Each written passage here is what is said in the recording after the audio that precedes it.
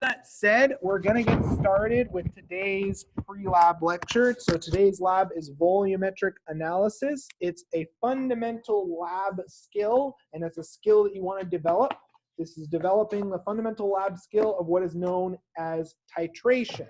So let's talk a little bit and let's define a little bit about what is titration and what does titration allow you to do. So titration, quite simply, is using a solution of known concentration. So the concentration in mole per liter that reacts with an unknown, reacts with a solution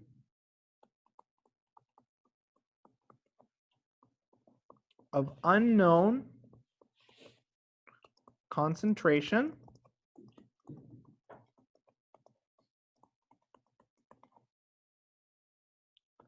to determine the concentration, so the moles per liter of a compound in that unknown solution.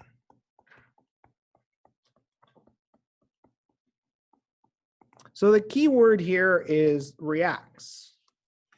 So quite simply, in titration, we're using a chemical reaction and a solution of known composition to determine the concentration of an analyte in a solution of unknown concentration. So the critical reaction that we're going to be looking at is what I like to call a one-to-one acid-base reaction. So the first major titration that you'll be doing is a standardization of your sodium hydroxide with what is known as KHP. Is that potassium hydrogen phosphorus? What does that KHP stands for? Is it just potassium, hydrogen, and phosphorus sitting together in a compound? What is it? What is KHP? It's an acid, yes, but what does the P stand for? So this is where I really dislike the abbreviation for KHP, since it's not phosphorus. P stands for what is known as phthalate. KHP is a big, bulky molecule with a molar mass of what? What is the molar mass of KHP if you look in your manual? What is the molar mass of KHP about?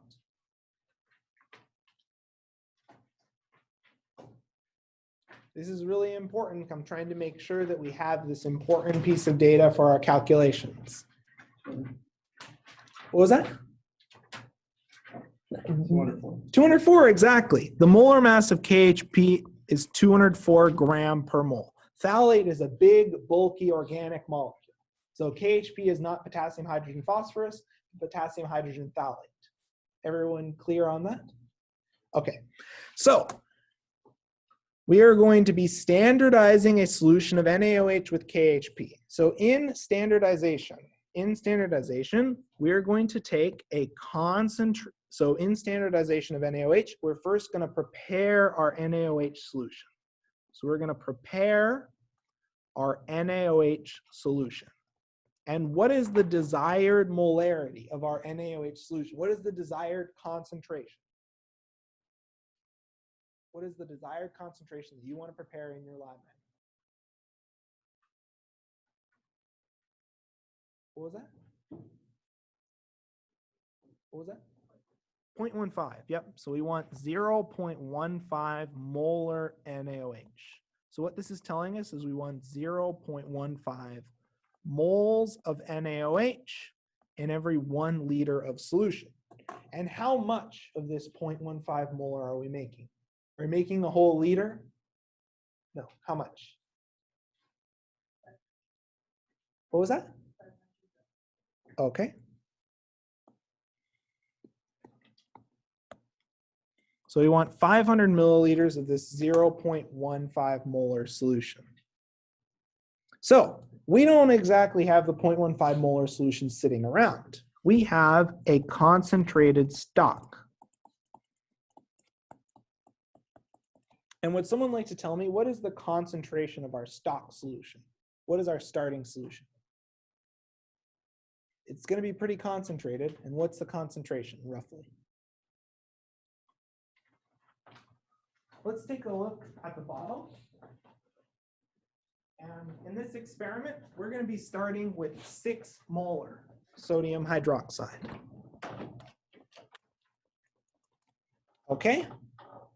Now, we know that when we perform a dilution, the moles don't change. So the moles of NaOH initially are equal to the moles of NaOH at the end of your dilution. Moles NaOH final. Now, molarity is just another way of expressing moles. So we know that the moles are equal to the molarity times the volume, where the volume has to be in liters. So just remember that the volumes in your calculations for this experiment will be in liters. Okay? So we can rewrite this dilution equation to say that the initial molarity and volume of stock solution used are going to be equal to the final molarity of our solution and the final molarity of our diluted solution, right? Now, let's fill in what information do we know. Let's fill in what do we know for sure. Do we know the initial molarity, the initial concentration of our stock? Do we know the concentrated NaOH that we'll be using? What is that? 6 molar. Okay. Do we know the final molarity that we want? What's the final concentration that we want? What was that? 0.15, exactly right. So we want 0.15 molar NaOH at the end. Do we know what volume of 0.15 molar we want? How much of it do we want to make? Do we want to make a whole liter? 500 mils. Okay, perfect. And we have beautiful volumetric flasks for that. So then, can we solve for the initial volume of stock that we need to dilute up? Can we solve for V initial? Yeah. So if we solve for V initial, we get 0.15 molar times, and I'm going to keep this in milliliters just for now because I find it's easier to tell what volume in milliliters you need to dispense. So if we punch this equation into our calculator,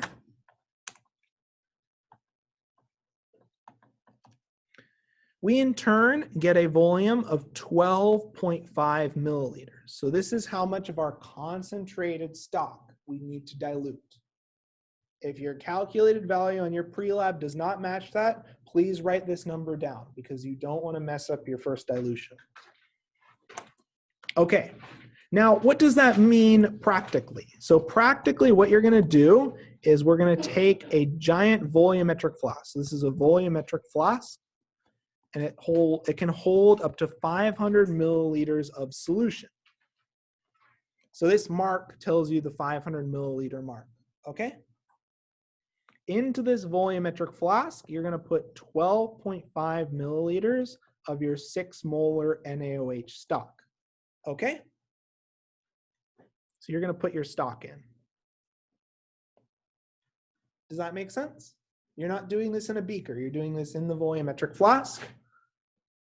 And then you're going to fill it up to the line with deionized water.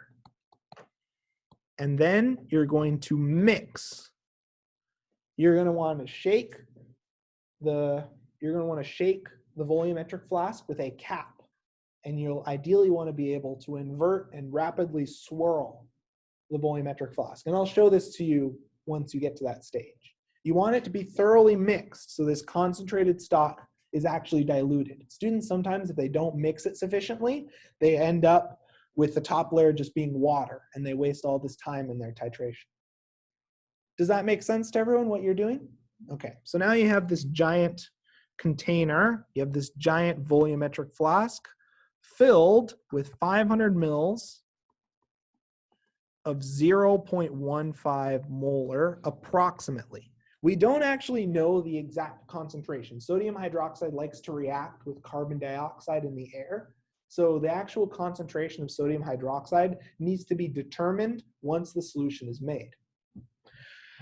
And to do that, we're going to use a primary standard of KHP. So KHP has a molar mass of 204. It's known as potassium hydrogen phthalate.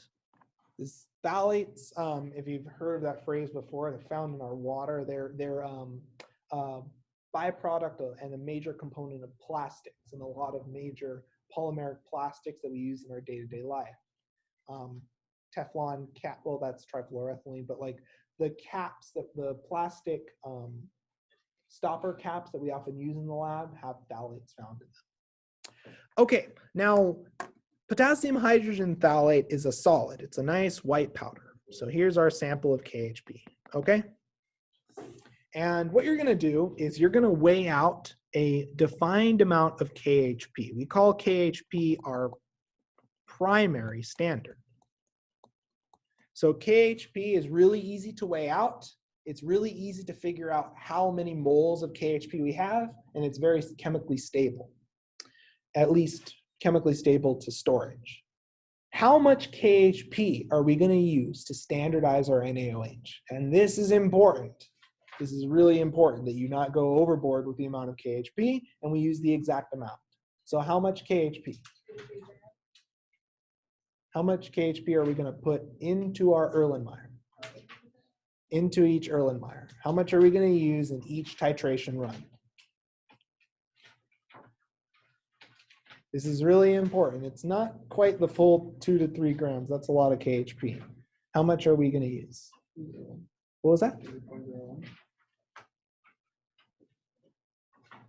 Keep looking and let's try to find the page in our lab manual. This is really important because this is often where students end up with an error in their titration. How much KHP will we be titrating in each run?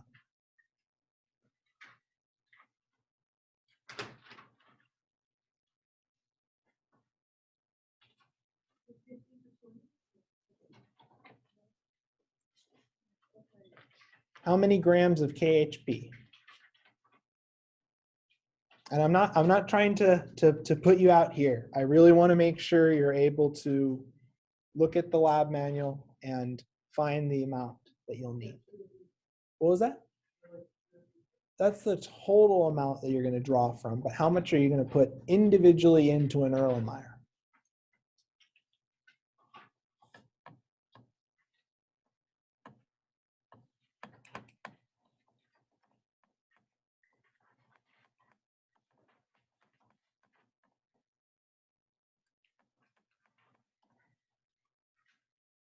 How much? About?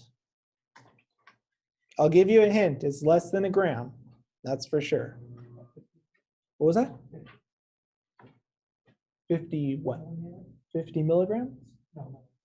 Oh, I'm asking for the mass of KHP.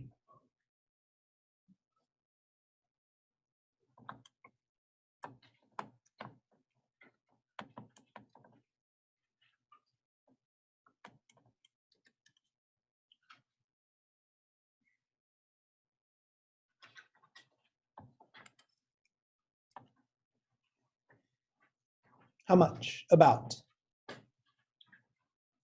What range would be acceptable? I'm going to help you out a little bit on here.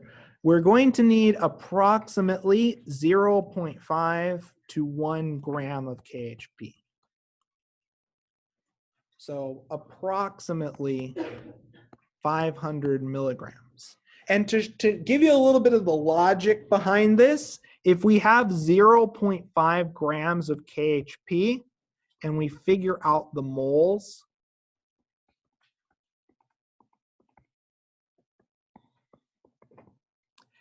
as a general estimation, if you know the approximate concentration of your sodium hydroxide, you can actually estimate the amount of KHP you'd need to get a certain volume dispensed. And in this case, if you use about 500 milligrams of KHP, this will require approximately 16 to 17 milliliters. So as long as you're within the 0.5 to 1 gram range, you should be okay. Does that make sense to everyone? The logic behind this? You can go up to a gram, but don't go more than a gram because you want to make sure that you're able to dispense a burrette's worth, or you're within the range of your burette. Okay, so now that we know how much primary standard we have, so we're going to take our KHP. We're going to take our KHP and we're going to put it into an Erlenmeyer. So we're going to put in our KHP into an Erlenmeyer. So we have approximately 0.5 grams of KHP, and we're going to add in about 20 mils of water. Now, in order to detect that our reaction has gone to completion, in order to detect that we've completely reacted all of our KHP, what other component needs to be added to our titration mixture? What other component needs to be added? What else do we have to add to our Erlenmeyer when we're titrating the KHP?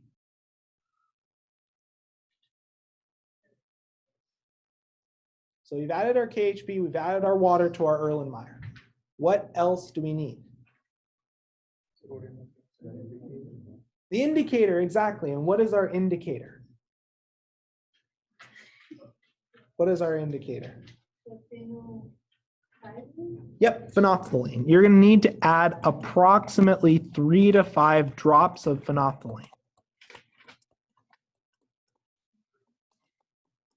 It's really important that you add the indicator, otherwise you will not be able to detect when the titration has reached its endpoint, when you have completely reacted all of your KHP. Okay, so once you have your Erlenmeyer prepared, we're then going to place our Erlenmeyer under our burette, and our burette, so the burette here is going to contain in our burette, what are we going to put into our burette? What is going to be found in our burette? Sodium hydroxide, exactly right. So the burette is going to be filled with our 0.15 molar sodium hydroxide, and your burette is going to need to be preconditioned. Okay, so we have our solution of KHP. We have our burette filled with sodium hydroxide, and then you're going to add your sodium hydroxide drop-wise with stirring until what is known as the end point of our titration. And the strict definition of our end point, the end point, what you're looking for to tell you the titration is done, is that the indicator changes color to pink for approximately 30 seconds. So the pink color should persist for at least 30 seconds with stirring.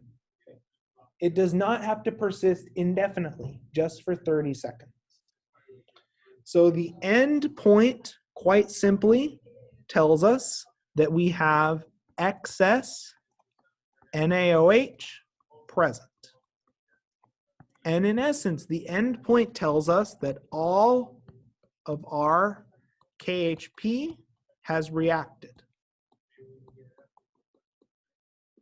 Okay, so that's what the pink color, that's what the color change is telling us. And that's because your indicator, so your HI, where I is the indicator, will react with your sodium hydroxide. And when there's excess sodium hydroxide, you'll generate a solution containing water and I'm using a color just to show this, our indicator. So our indicator, when it reacts with sodium hydroxide, is colored. And that's what you're seeing. You won't see a color change if you don't add the phenolphthalein, and that's the major mistake students often make. Everyone clear on that? Okay, so the next major aspect. So we set up our solutions, we add our sodium hydroxide dropwise with stirring until the pink color persists for at least 30 seconds. Then we close our burette. In this process, we're going to record two volumes. The volume initial, which is the initial volume of NaOH, and the volume final, which is the final volume of NaOH. Remember, when we're reading burettes, burettes are read from bottom to top or top to bottom. Top to bottom. Burettes are read from top to bottom. You start with 0.00 at the top and 50.00 at the bottom. Burettes measure the volume dispensed, okay? Your initial volume should be less than the final volume, right? Because burette, you're starting at 0 and you're going to larger numbers, okay? So if your values are not recorded correctly, I'm going to make you redo your measurements and redo your experiment, okay? And if you need help reading a burette, I'll be coming by to help you. Okay. We can calculate the volume of NaOH dispensed by taking the final volume minus the initial volume. That's fine and well. Now, to standardize our NaOH, we're going to use the chemical equation. So KHP reacts with NaOH to give Kp minus and water. So looking at the amount of each molecule in this reaction, how many molecules of KHP do we have? How many molecules of KHP have I drawn out? Do we see do we see multiple KHPs or just see one on the left? Just one. So I have 1 mole of KHP. This is why I call this a 1-to-1 acid-base titration. And how many molecules of NaOH have I drawn? 1. So in our reaction, we need 1 mole of KHP for every 1 mole of NaOH, right? Okay. So we're going to use this equation now. And at the equivalence point, there's a special term called the equivalence point. At the equivalence point, the acid and base are not in equal molar amounts, are in amounts needed for a complete stoichiometric reaction.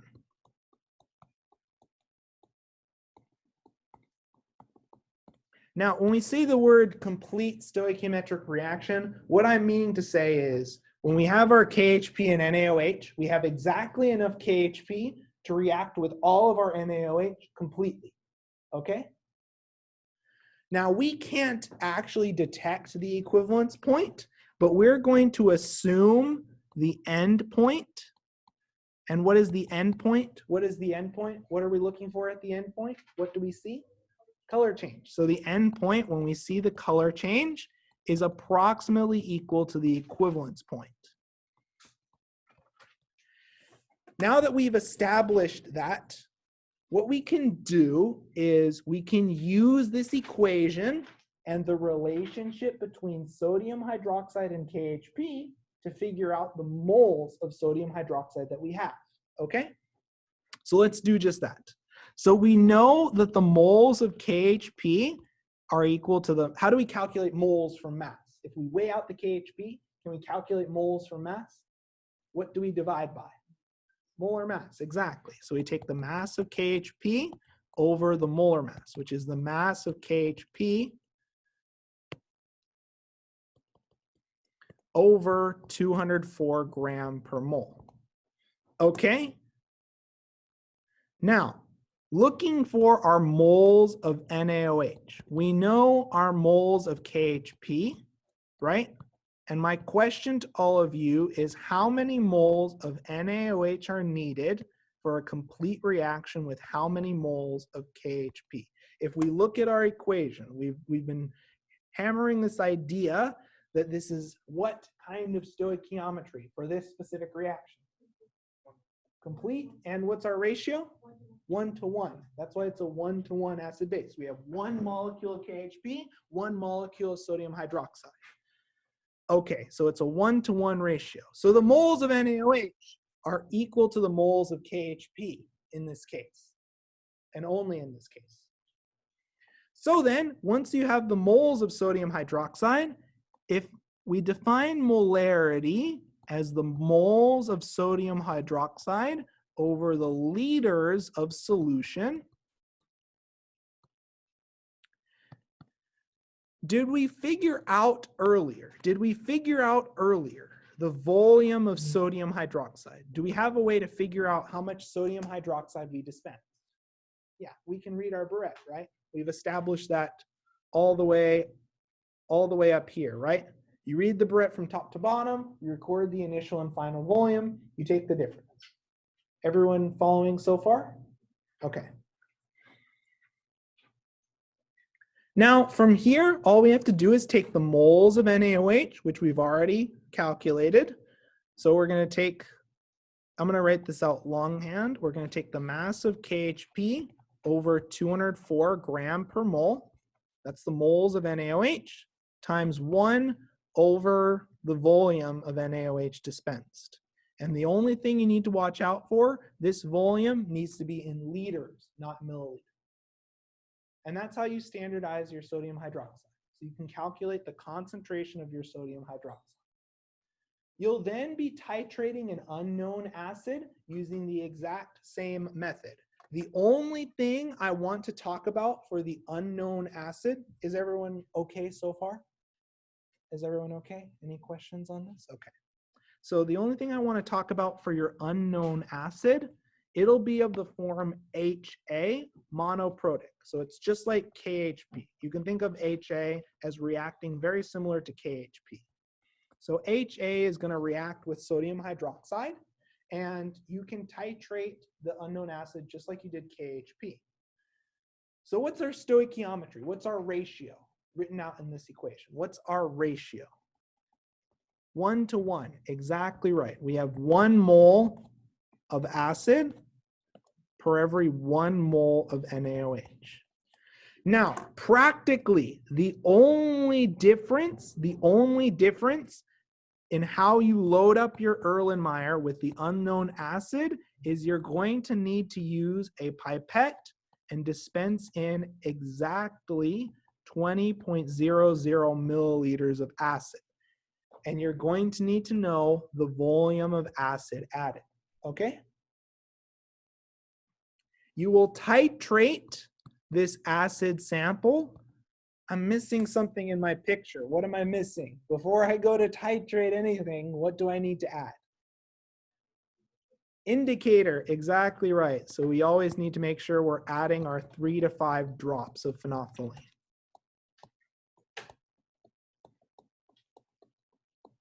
Okay, now that we have our acid solution, we have our unknown acid, we're going to take our burette, and is our burette still filled with what? What's our burette still filled with?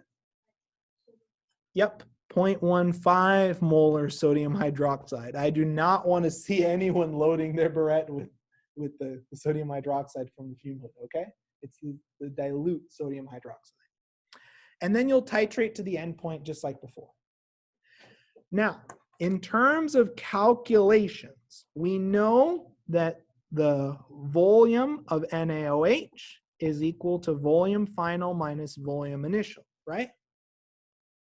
We also know that the moles of NaOH are equal to the molarity of NaOH, which should be about 0.15 times the volume of NaOH. So however much sodium hydroxide we dispense, we can figure out the moles we've dispensed, right? Everyone clear on that? We also know, based on our stoichiometry, that our moles of acid are equal to our moles of NaOH times 1 mole of acid per 1 mole of NaOH. It's a 1-to-1 ratio. So functionally, the moles of acid equal the moles of NaOH at the equivalence point, which we're assuming is similar to the endpoint. Finally, if we want to figure out the molarity of acid, we need the moles of acid over the volume of acid. Do we know how the volume of acid? Do we know the volume of acid that we've added, that we're titrating? Do we know how much we've dispensed? What is it? 20 mils, right? So we know how much acid we've dispensed. So what we're going to do is we're going to take the moles of acid over the volume of acid, which is 20 mils. But you're going to need to convert this 20 mils into liters. And I'm going to leave that to you, okay? If we're writing this out longhand, we'd end up with the molarity of NaOH times the volume of NaOH over the volume of acid. And this is how you calculate the molarity of your acid in a 1-to-1 titration. So with that, we have all the information we need to complete the calculations and complete today's experiment. I'm going to want you to work efficiently. I want you to keep in mind your first titration is in general being used for estimation. You do your first titration relatively quickly. You know the approximate volume that you need to reach the endpoint, and then you can rush to a little bit before that volume. Does that make sense to everyone? The first titration allows you to get the range for how much NaOH you need to add, and then your second and third titrations should be very fast. With that said, don't forget to add the indicator. Don't forget to mix your volumetric flasks, and you're welcome to put your goggles on and begin today's lab.